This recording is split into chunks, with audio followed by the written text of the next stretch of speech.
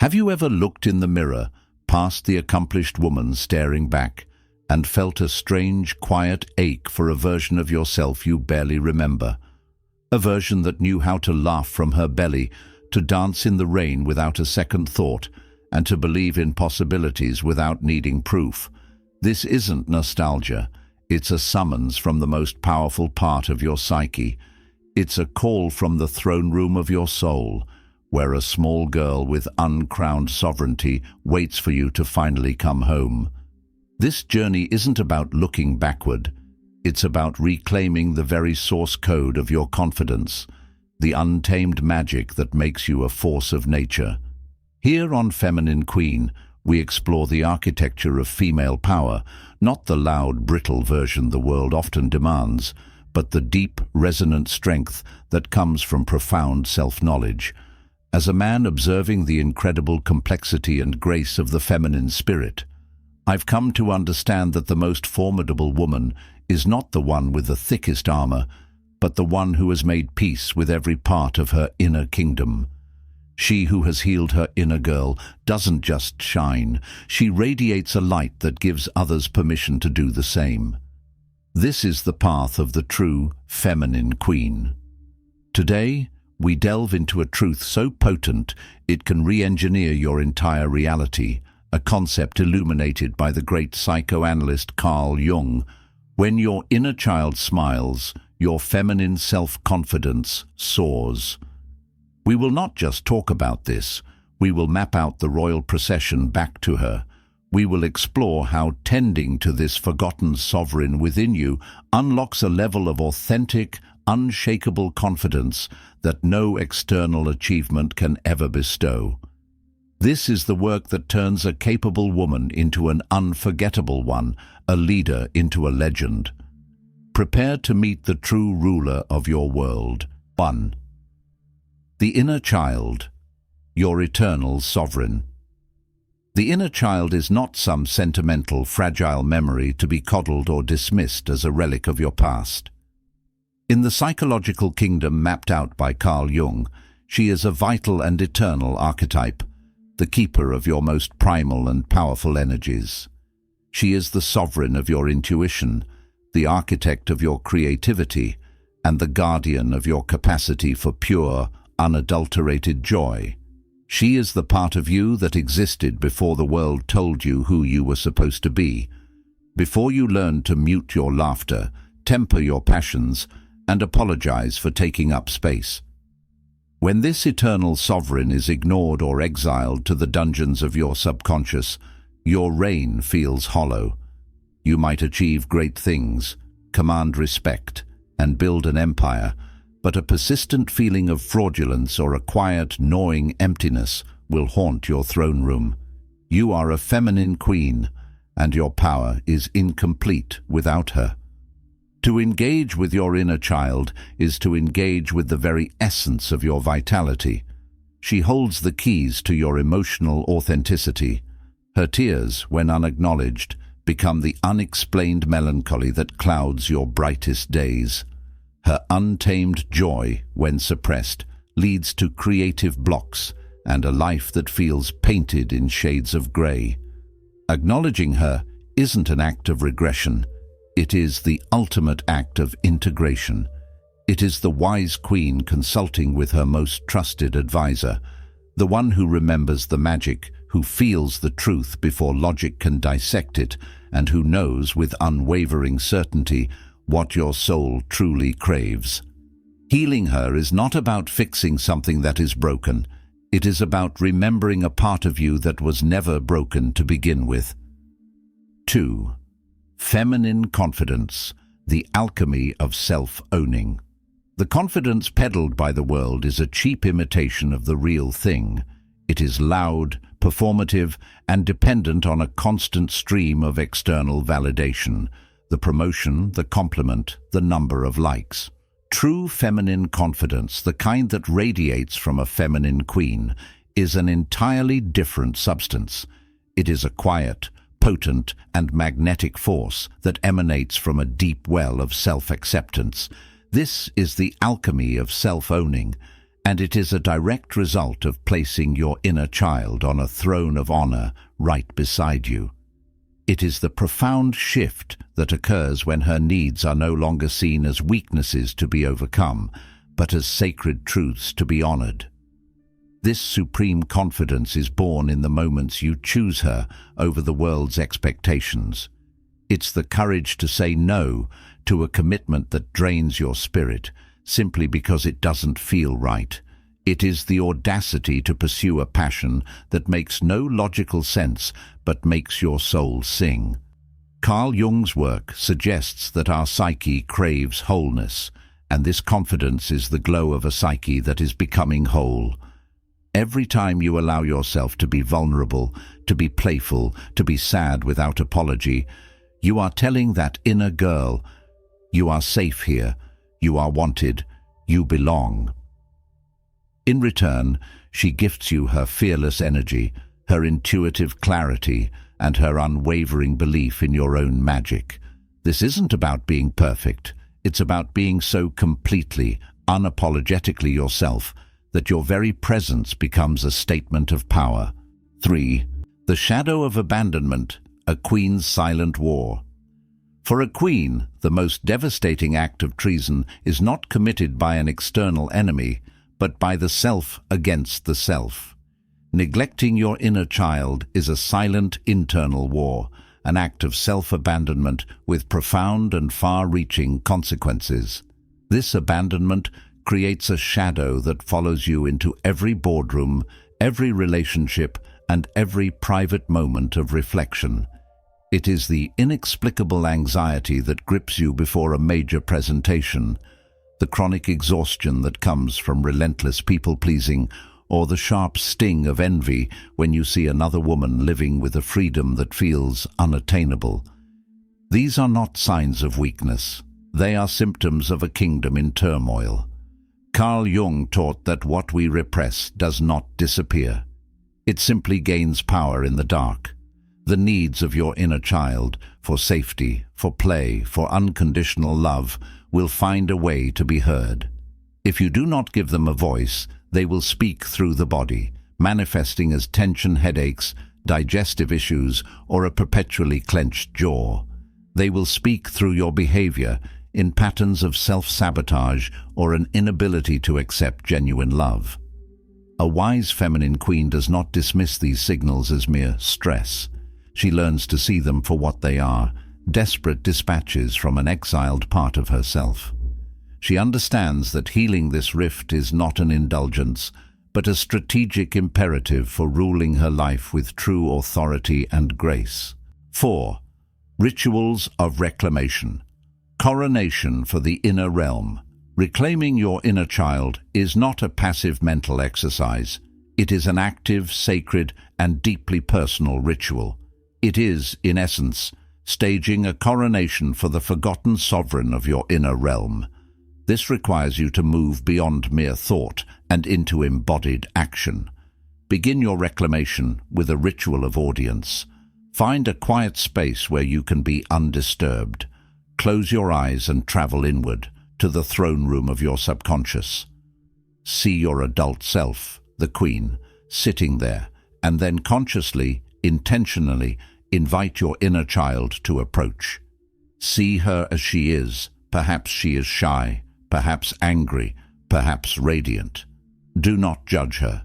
Simply see her, and in your mind's eye, extend your hand or bow your head in a gesture of profound respect.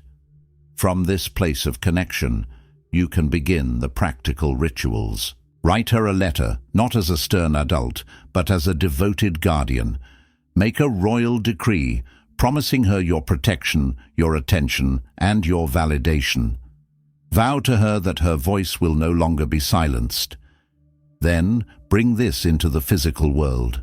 What did she love to do? Finger paint, build forts out of blankets, sing at the top of her lungs.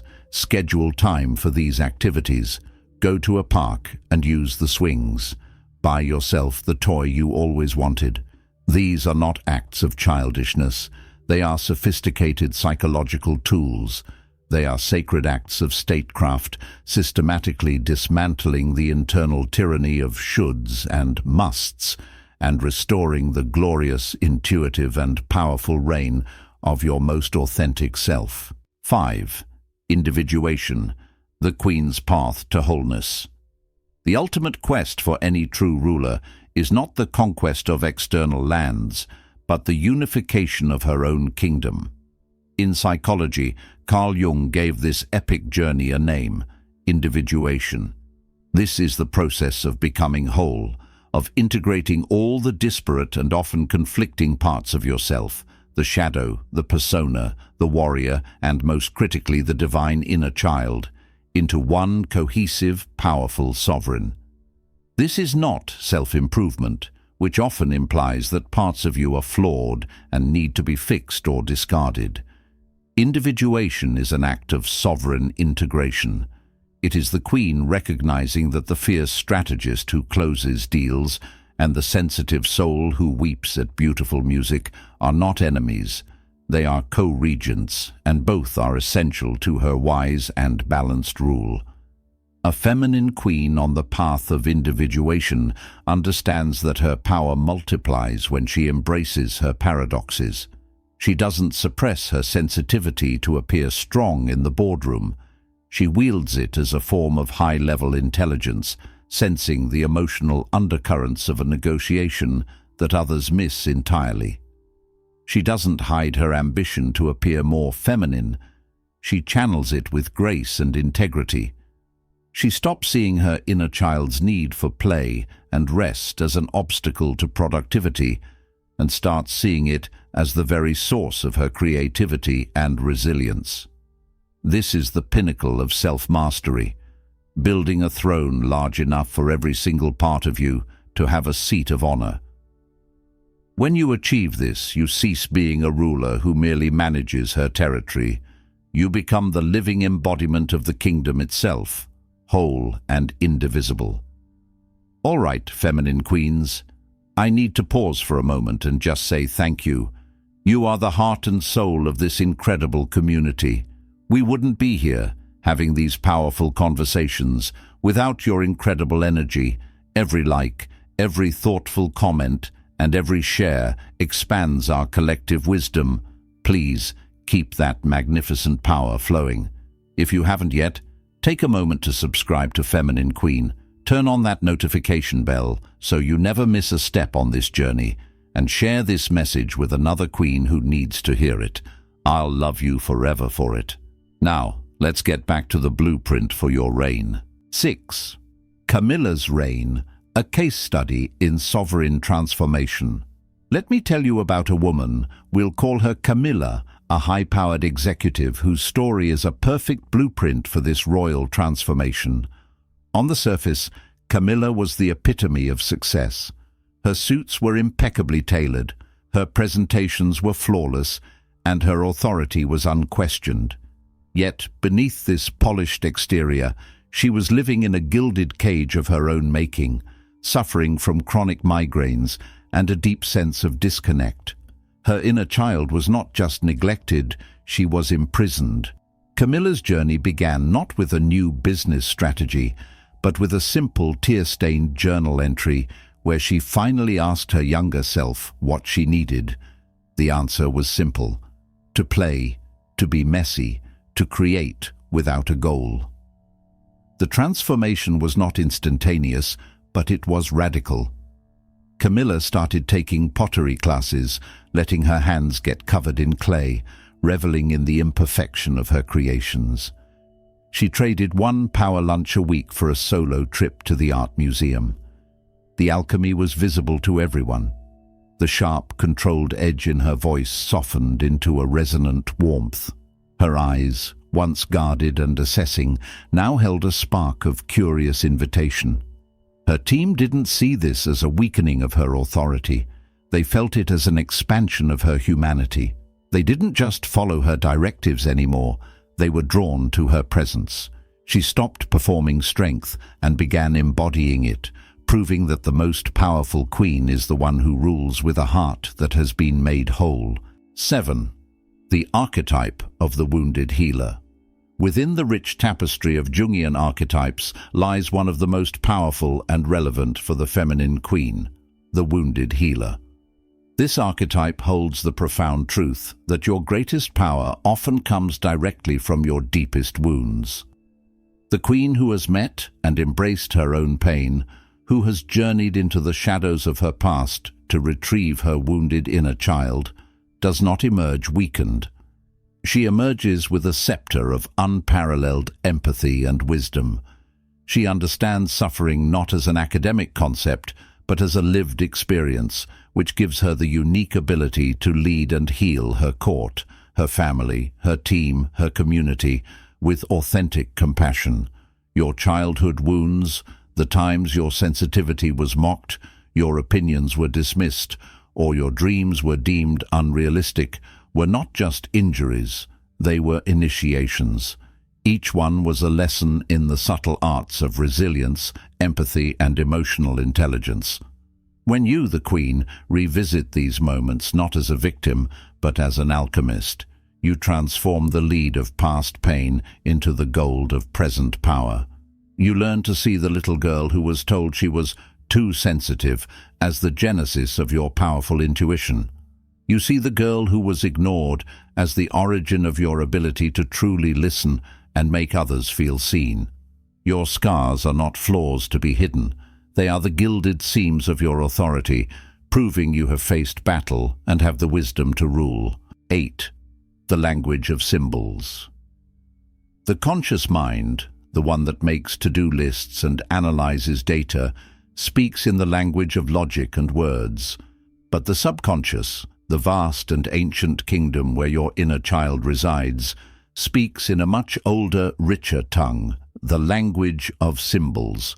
A queen who wishes to be in dialogue with the deepest parts of herself must become fluent in this symbolic language.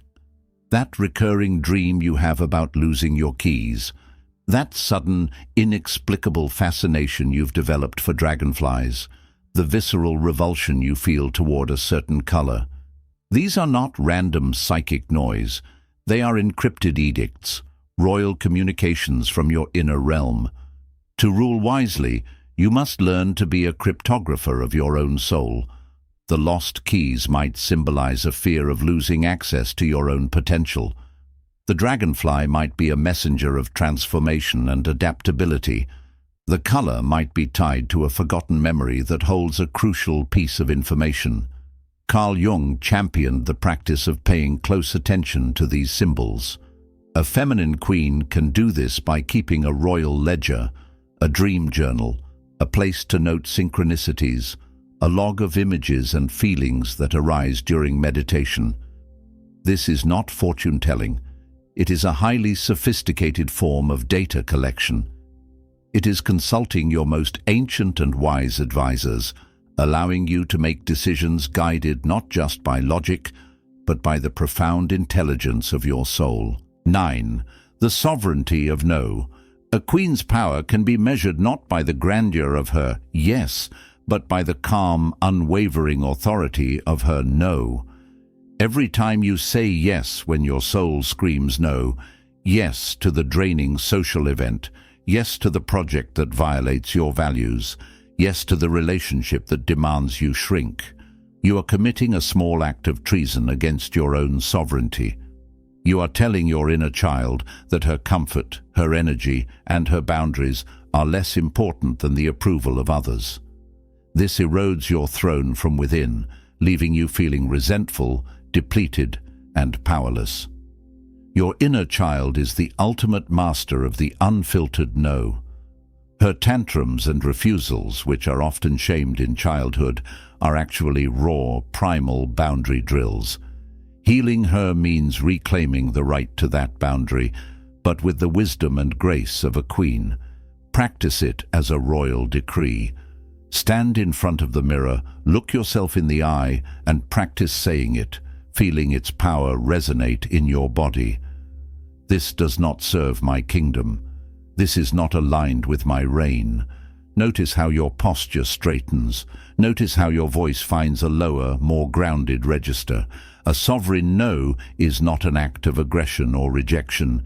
It is an act of sacred preservation. It is you, the feminine queen, drawing a golden line around your energy, your time and your peace, declaring them as the most valuable assets in your realm. 10. The ritual of legacy. The profound work of healing your inner child and stepping into your full sovereign power is not just for you. Every step you take on this path sends ripples through time, both backward and forward. You are not just healing your own wounds. You are breaking ancestral chains. You are healing the unheard and unseen little girls who live in the memories of your mother, your grandmother, and all the women who came before you, the ones who were taught that their needs were secondary and their voices were inconvenient. When you give your inner child the love and validation she was denied, you are performing a ritual of legacy, rewriting a generational story of suppression into a new saga of wholeness. Now, look to the future. Imagine the women who will come after you, a daughter, a niece, a mentee. They will watch you not for what you achieve, but for how you live. They will not remember the specifics of your resume, but they will never forget the sound of your unapologetic laughter. They will inherit your courage to set boundaries, your grace in vulnerability, and your fierce commitment to your own truth. This is how a feminine queen changes the world, not through brute force or loud proclamations, but by embodying a new possibility. By healing yourself, you create a living testament to feminine power, architecting a bloodline of unbroken queens who know from birth that they are worthy of the throne. The throne room of your soul is now quiet. The echoes of the past and the anxieties of the future have momentarily ceased. Before you is the crown, not a physical object of gold and jewels, but a radiant consciousness glowing with the weight of your own integrated power. The choice, as always, is yours. Will you continue to rule a fractured kingdom, keeping the most vital part of yourself locked away? Or will you finally, fully, dethrone the inner critic and the voice of doubt, and invite your radiant inner child to take her rightful place beside you? The scepter of your life is in your hand. The journey from a woman who functions to a queen who reigns is not a pilgrimage to a distant land. It is a procession inward, to the center of your own heart. The world has sold you a lie, that power is hardness, that leadership is detachment, and that sensitivity is weakness. But you, my queen, you know the profound truth. The most formidable rulers are those who command with vulnerability as their crown, intuition as their compass, and a healed heart as their unshakable throne. You are a feminine queen, and your wholeness is your power. This path of reclamation is the essence of what we explore here at the Feminine Queen channel. It is a continuous conversation, a shared journey of becoming. If this message resonated in the deepest chambers of your being, I invite you to make your commitment to your reign official. Subscribe to the channel and join this sisterhood of sovereigns. Share this video with another woman who is ready to claim her crown. Your engagement is not just a click, it is a declaration that you are choosing to invest in your own becoming. Remember this. Your inner child holds the keys to the kingdom you seek to rule. She has been waiting patiently for you to stop searching for power outside of yourself and to finally turn the key. Let her in, let her speak, let her play. For when she smiles, it is not just your confidence that soars, it is your very soul that takes flight, finally free, finally whole, finally home.